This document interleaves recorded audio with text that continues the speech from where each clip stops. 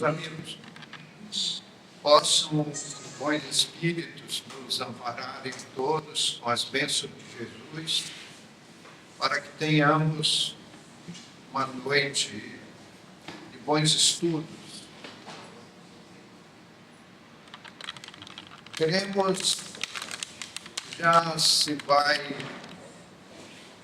para os tempos passados, uma crítica que foi muito atirada contra os espíritas, que dizia que entre os espíritas reina uma menor cultura. Não obstante, o espiritismo surgiu em Paris, em meados do século XIX. Paris é essa capital francesa que, à época, era o centro da cultura mundial. E o espiritismo veio através das mãos de um mestre da Sorbonne, o professor Rivel, que preferiu usar um pseudônimo de Allan Kardec para a obra espírita, para separá-la da obra do pedagogo Rivel, professor Rivel, não misturando uma coisa com a outra. O Espiritismo está contido em uma riquíssima biblioteca, composta de milhares de títulos, o que demonstra um caminho de intelectualidade. Então, quando alguém diz que no meio espírita reina uma menor cultura, é, no mínimo, uma flagrante desinformação, uma fé. Quando uma pessoa se torna espírita, ela começa a ler muito, porque o espiritismo tem muito a transmitir e termina por intelectualizar essa pessoa através de uma rica coletânea de livros os mais nobres possíveis. E eu, para ilustrar esse ponto, lembraria uma palestra que eu assisti na minha adolescência. Eu costumava, quando jovem, ir assistir as palestras públicas da Federação Espírita Brasileira, no Rio de Janeiro, Avenida Passos, número 30, e ali apareciam homens muito cultos, muito preparados, e que nos traziam palestras muito ricas. E nesse dia foi um professor do Colégio Pedro II, e ele narrou por que se tornou espírita.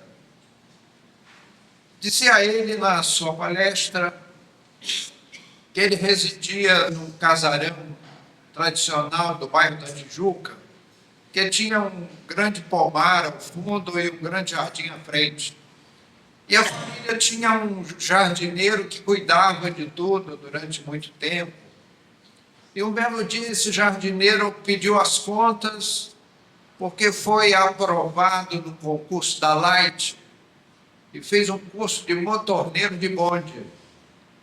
E agora teria uma profissão melhor daquele jardineiro, uma garantia social melhor. O professor, depois de alguns dias, foi ao ponto, pegou o bonde, sentou-se no banco da frente, e quem estava pilotando o bonde, senão justamente o jardineiro. Então foram cumprimentos, abraços, e ficaram conversando. A viagem levava uns 45 minutos. E o professor, trocando ideias com aquele motorneiro de bonde, aquele ex-jardineiro, ele ficou impressionado com a fluência verbal, a riqueza de conceitos, a cultura, a correção vernacular. Então, ele, ao final, no ponto final, perguntou: mas, senhor fulano, Eu noto no senhor uma coisa diferente, o senhor está falando tão bem, assuntos tão importantes. Aí ele deu uma risada, disse, meu amigo, é porque agora eu sou espírita. E realmente, meus amigos, é isso que acontece. O brasileiro, de um modo geral, não é muito chegado na leitura. Leia assim um livro por ano. O espírita lê um livro por semana, às vezes por dia. Aqueles mais chegados na leitura. Na biblioteca espírita nós encontramos livros variadíssimos para todos os gostos. Livros para jovem, livro para criança. Os romances espíritas são um deleite. A gente pega um romance espírita, e eu sempre aqui me refiro a Paulo Estevam, que conta a história de Paulo de Tarso e a importância de Estevão na missão de Paulo de Tarso. É um livro que você, quando lê a última página, você volta para a primeira para ler de novo. Esses livros foram escritos muitas vezes por espíritos que, quando homens, foram brilhantes escritores, como Camille Flammarion, como Leon Denis, como Leon Tolstói, como Victor Hugo, como Humberto de Campos e tantos outros, que enriqueceram as letras espíritas com seu talento. Então, o livro espírita, meu amigo, que é aquele deleite, enriquece as nossas vidas. Nós nos perguntamos o que seria de nós sem o livro espírita. O espiritismo tem muito a informar, muito a esclarecer, e necessita realmente de muitos livros. A gente começa, e o correto seria ler, primeiramente, os livros da codificação, e depois os livros mediúnicos. Mas só que a gente, quando começa a ler o Nosso Lar, aí acaba lendo os Mensageiros, Entre a Terra e o Céu, os Mensageiros, e uma série de outros livros da obra de André Luiz. Mas não nos esqueçamos dos livros básicos que são essenciais e esclarecedores. Pessoalmente, eu gosto muito daquele livrinho que é o Espiritismo. Que ele faz uma luz, você põe os pés no chão para estudar a doutrina. No meio espírita, nós temos muitas associações de classes. Nós conhecemos, todos nós, a Associação dos Médicos Espíritas, a Associação dos Jornalistas Espíritas, a Associação dos Delegados Espíritas e, ultimamente, a Associação dos Juristas Espíritas. Tem tomado uma dimensão, uma proporção muito grande. Em 2004, exatamente no dia 5 de junho de 2004, realizou-se em Porto Alegre, no Rio Grande do Sul, o primeiro encontro de juristas espíritas, com 328 delegados integrantes do evento, que foi realizado no auditório da Justiça Federal de Porto Alegre, fora do meio espírita, o que foi muito bom.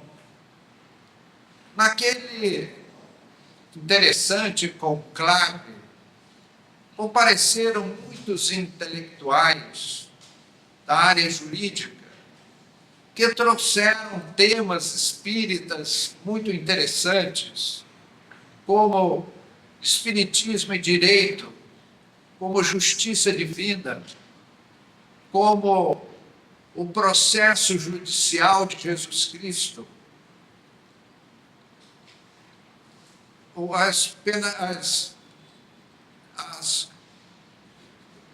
as coisas feitas por adolescentes, infantos juvenis, os crimes cometidos pela infância e juventude, que tanto nos estarrecem.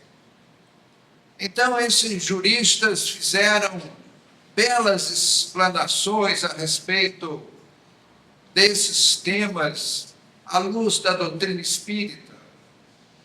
E foram eles que ilustraram aquele congresso, dando-lhe o aspecto cultural que dele era esperado. Nós não estamos com esse propósito, tentando dizer, e nem pensamos nisso, nem tivemos esse propósito, de que o movimento espírita destina-se a intelectuais. Mas queremos dizer, em claro e bom som, de que o movimento espírita, a doutrina espírita, pela sua racionalidade, era capaz de atrair, conquistar adeptos em todos os terrenos da cultura, da educação e da sociedade.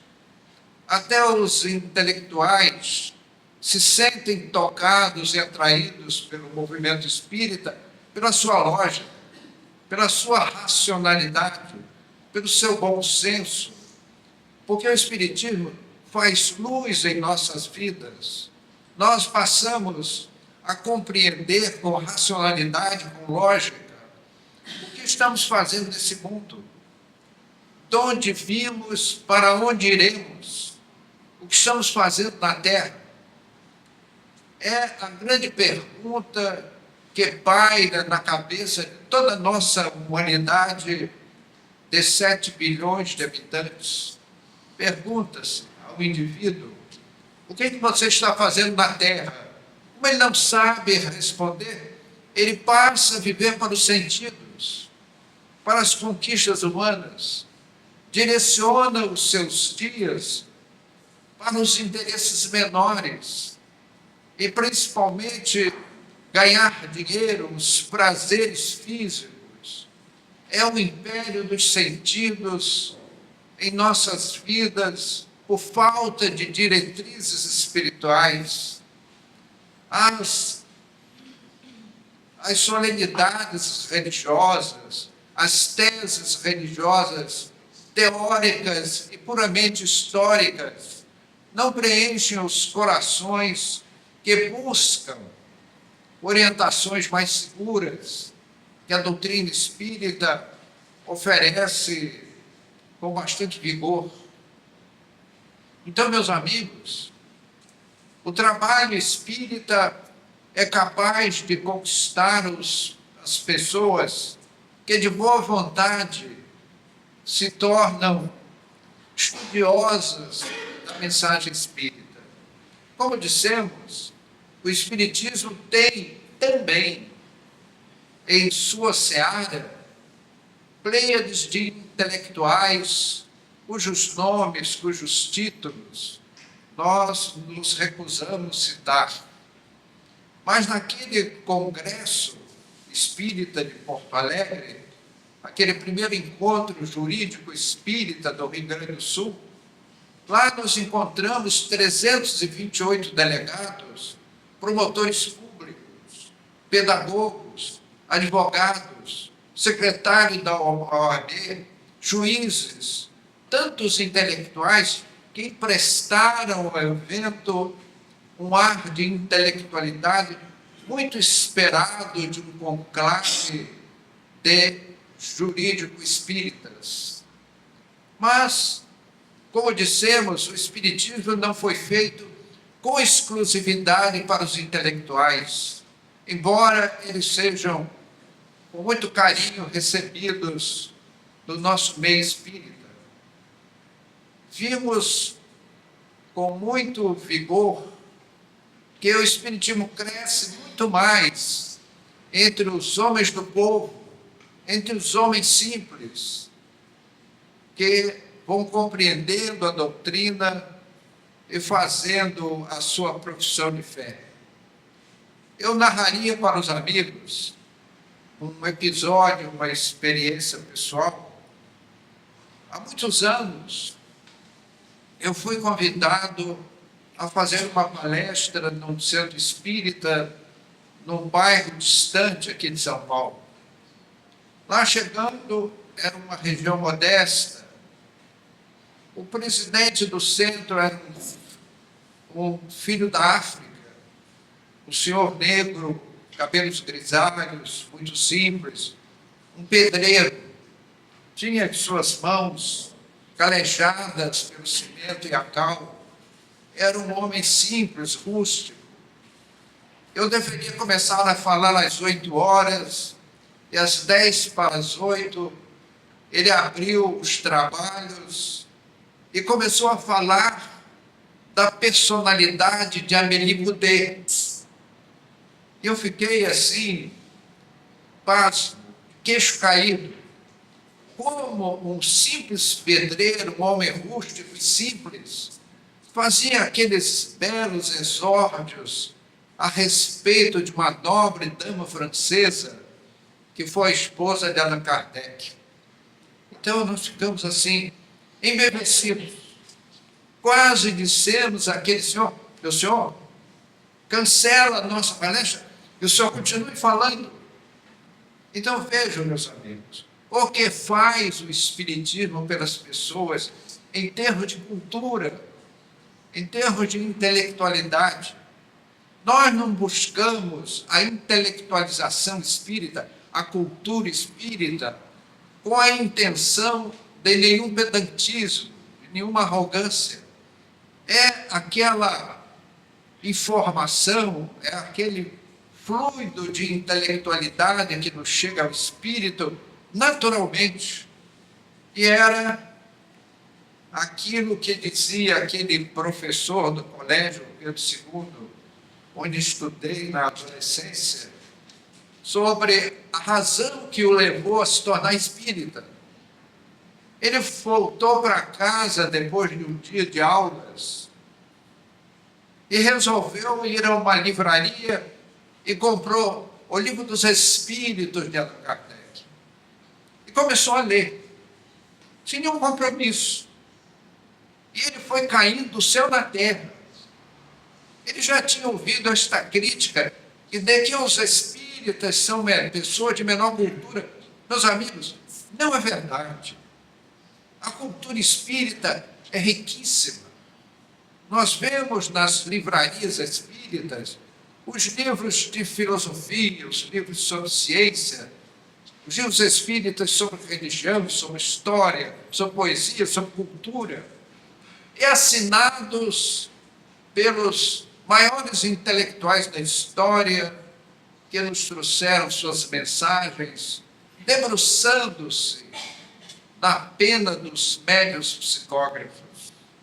Vejamos Victor Hugo, que foi, sem dúvida, o maior escritor da humanidade, tornou-se espírita. Ele passou um drama com a morte por acidente de barco no Rio Sena da sua filha, e ficou constrangido, massacrado com o falecimento, por uma forma trágica, da sua querida filha.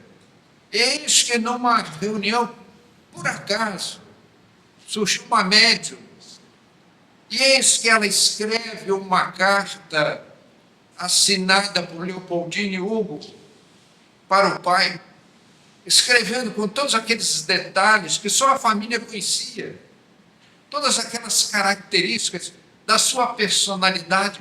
E Victor Hugo caiu do céu na terra, tornou-se espírita. Meus amigos, é justamente entre os homens mais simples, como nos diz a doutrina do Evangelho, bem-aventurados os simples. São essas pessoas que muitas vezes, e a gente lê na imprensa espírita, hoje os juristas espíritas fazem eventos, reuniões, congressos, conclaves. Há um esforço desses intelectuais para divulgar a doutrina. Porque é uma doutrina, meus amigos, que não é uma mera teoria de alguém inteligente.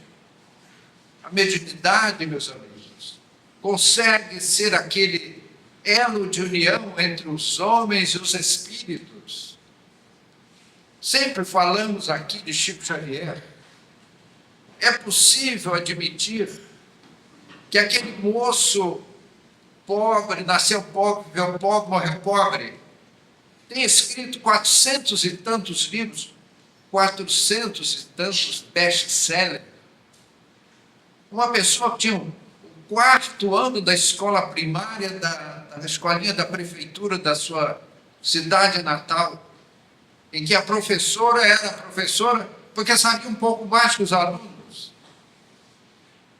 E esse rapaz surpreendeu o mundo, escrevendo de maneira extraordinária. Na obra de Chico Xavier, nós encontramos 328 poetas.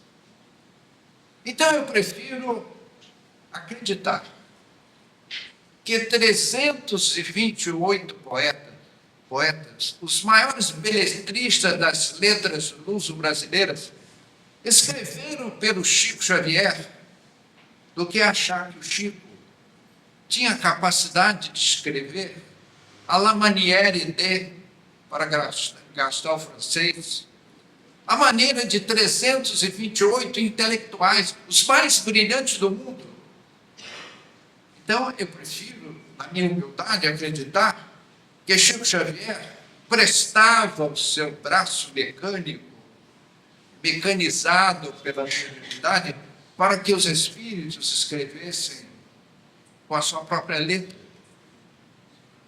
O braço do Chico era aquele, como dizia Humberto de Campos, aquele novo porta-canetas, através do qual ele era capaz de se comunicar com os homens. As obras de Humberto de Campos, pela pena de Chico Xavier, meus amigos, é um deleite.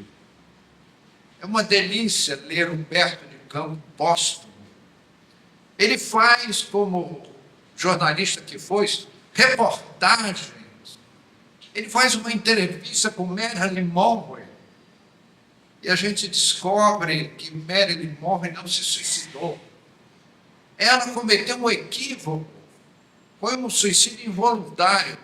Ela tomou remédios em quantidade exagerada que lhe levaram à morte. Ela não queria matar-se. Foi o uso de medicamentos em dosagens inadequadas que tiraram sua vida. Então, Humberto de Campos nos leva a visitar os túmulos, os hospitais, os albergues públicos, as casas, os centros espíritas, entrevistar aqueles literatos desencarnados. Meus amigos, é preferível que os companheiros peguem aqui na nossa biblioteca os livros de Humberto de Campos para deleitar-se. Então, como dizíamos, meus amigos, diante de tudo isso, aquelas pessoas que combatem o Espiritismo, usando expressões mentirosas, dizendo do Espiritismo aquilo que o Espiritismo não é. Aliás, muitas vezes coisas das quais o Espiritismo é o primeiro a negar, com esclarecimentos lógicos.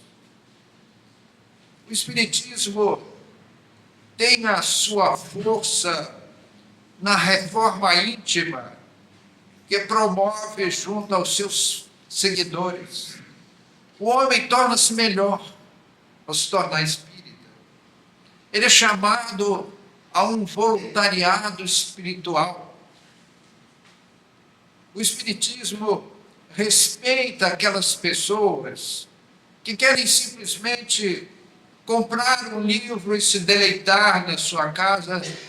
É aquele espírita daquela poltrona gostosa, excursionando os belos romances espíritas. Viajar com Emmanuel pela velha Palestina, pela velha Roma, há 2000 anos, quando ele foi o senador Públio Lentulus. 50 anos depois, quando ele volta como escravo Nestor, mostrando que ele desceu dos píncaros do Senado romano para ser um simples escravo. Então, que é delicioso, gostosíssimo, ler abundantemente os livros espíritas, os romances espíritas. Não nego, estou aplaudindo de pé aqueles que se deleitam com esta bela literatura. Mas gostaria de lembrar os livros básicos da codificação, que não podem ser esquecidos, que precisam ser estudados. Então, meus amigos, no movimento espírita, falávamos de um voluntariado espiritual. Qualquer pessoa do movimento espírita pode se dedicar a dar paz. E aqui vai um comentário que nos façam os nossos instrutores espirituais. Quando alguém se propõe a fazer um curso de paz e participar como médium passista, a espiritualidade logo coloca junto a este médium um magnetista desencarnado, para que esse irmão especializado, meus amigos, é um grupo de espíritos que vem da colônia em absoluto silêncio e que chegam naquele recinto do passe e que se concentram seriamente no trabalho a realizar. E o médium passista ganha um diretíssimo amigo que passa a dirigir o seu trabalho. Para nós, cidadãos terrenos, é uma postura meio pouco simpática, mas eles são compenetrados no trabalho a realizar. Vão lá nas entranhas orgânicas dos pacientes para remover resquícios fluídicos que poderiam levar o indivíduo a uma mesa cirúrgica, a uma internação hospitalar. Então é feito um trabalho profilático, prévio, pela saúde do paciente. Então, qualquer companheiro, você quer exercitar a mediunidade, dê passe, doe-se do passe. Esse é um dos voluntariados espirituais a que nós espíritas somos chamados e ganhamos imensamente com isso.